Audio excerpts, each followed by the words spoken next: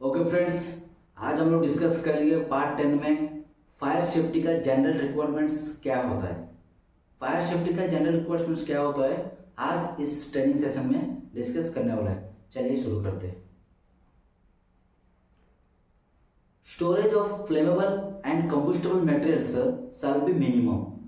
हम लोग इतना इंश्योर करना है हमारा बिल्डिंग में ज़्यादा से कंबस्टेबल मटेरियल्स या फ्लेमेबल मटेरियल्स जो भी है वो मिनिमम स्टोरेज करना है, ज़्यादा कभी भी नहीं रखना है। और इनकम्पैटिबल इनकम्पैटिबल मटेरियल्स जो कि फ्लेमेबल और oxidizers shall not be storage together. कभी भी इनकम्पैटिबल मटेरियल्स कभी भी टुगेदर स्टोरेज नहीं करना है, ताकि वो लोग खुद का बीच में रिएक्ट होके आग लगने का चांसेस रहता है। Okay, then vegetation, weeds and grass shall be kept down. कभी वेजिटेशन जो भी ग्रास वगैरह रहता है उसको काट देना चाहिए। Okay, minimum clearance of 0.6 meter और 2 feet shall be maintained between the ceiling and top level of the any stocked materials below.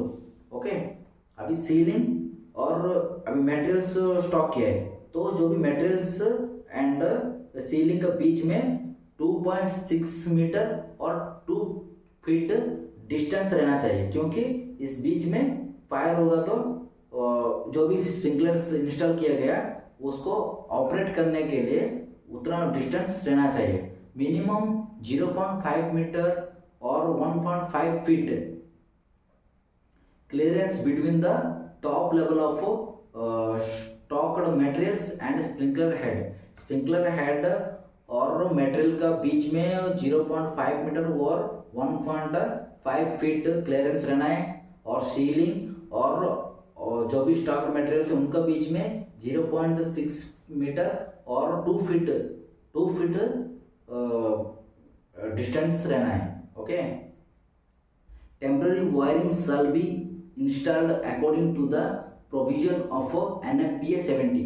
NFPA 70 मतलब नेशनल फायर प्रोटेक्शन एसोसिएशन 70 का हिसाब से हम लोग जो भी टेम्पररी वायरिंग से उसका हिसाब से हम लोग इंस्टॉल करना रहता है।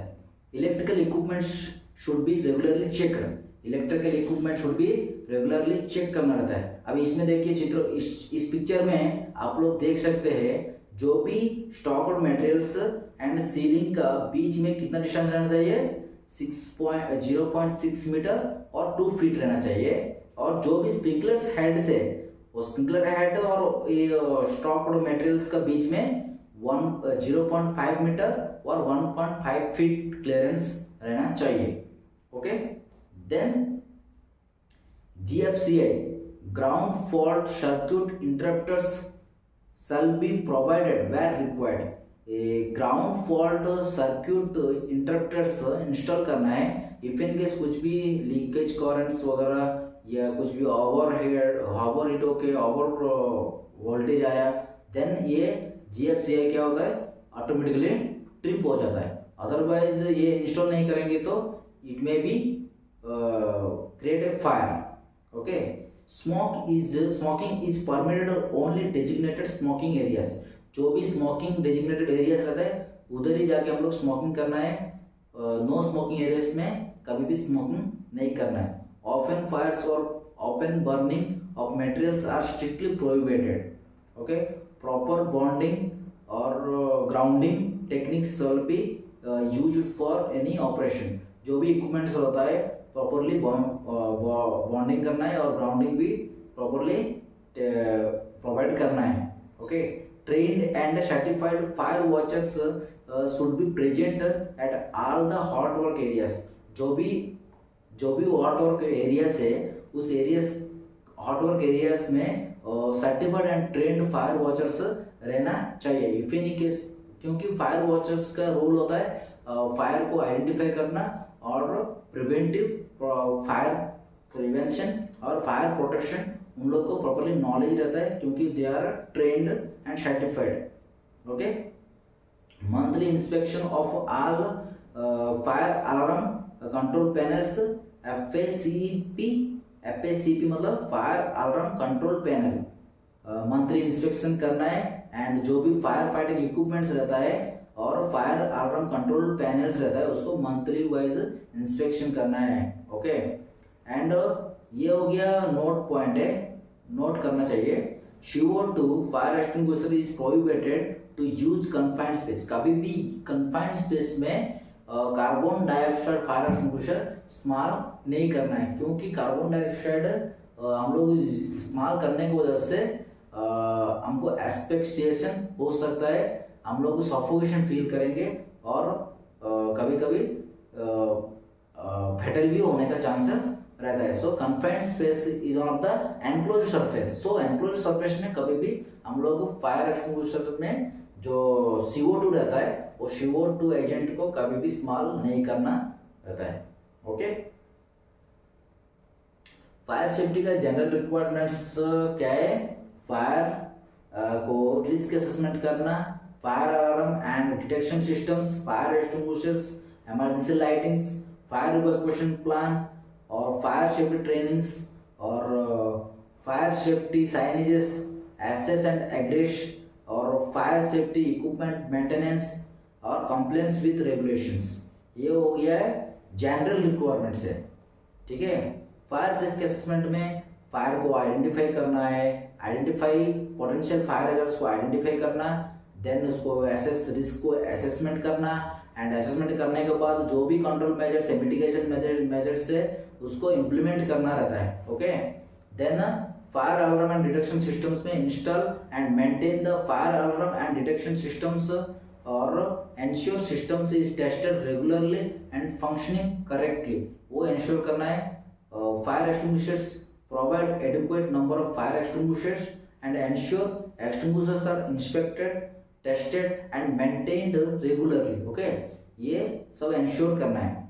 Emergency lighting, install emergency lightings in escape routes and areas, क्योंकि इन केस ऑफ फायर में, in the event of fire में क्या होता है, जो पावर सोर्स रहता है वो शट डाउन हो जाता है, तो इमरजेंसी लाइटिंग्स इंस्टॉल करना रहता है। किधर? एस्केप रूट्स का एरियाज में हम लोग इमरजेंसी लाइटिंग्स को इंस्टॉल करना है और एंश्योर करना है कि लाइटिंग्स और रेगुलर फंक्शनिंग कंडीशन में रहना चाहिए। उसके लिए हम लोग क्या करना है? Ensure lighting is tested regularly and functioning correctly, ये सब एंश्योर करना है। देन आया fire evacuation plan, develop and implement a fire evacuation plan, conduct regular fire drills to ensure employees are familiar with the plan.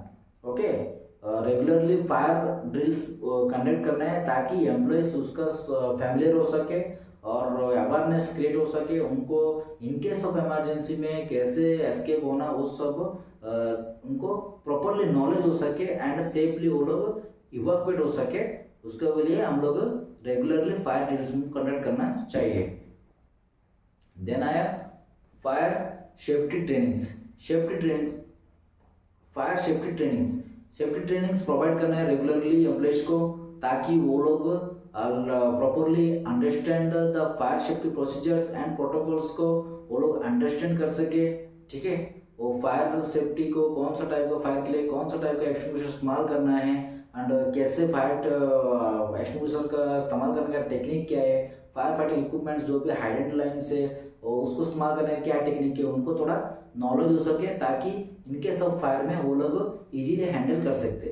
Fire safety signages, display clear fire safety signages through out the premises में हम लोग fire safety का signages को display करना है ताकि awareness हो सके, अवेयरनेस बढ़ेगा एम्प्लॉइज के अंदर।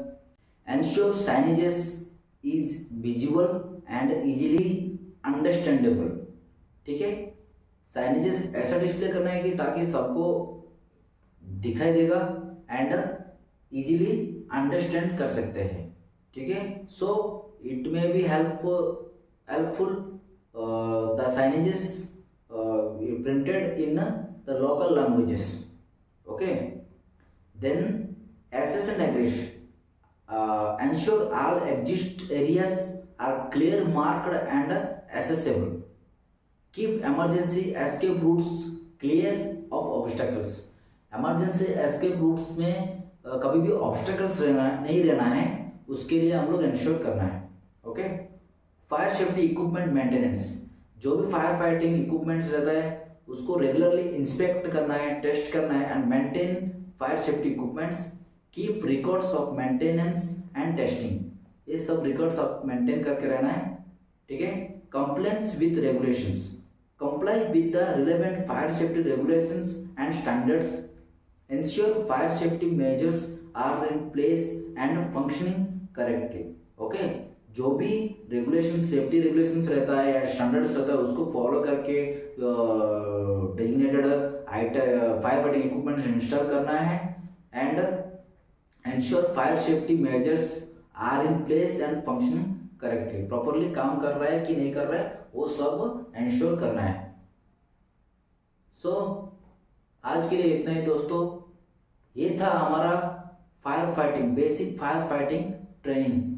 So don't forget to like and share the videos and please do subscribe and hit the bell icon for more updates. Thank you for watching. Keep smiling.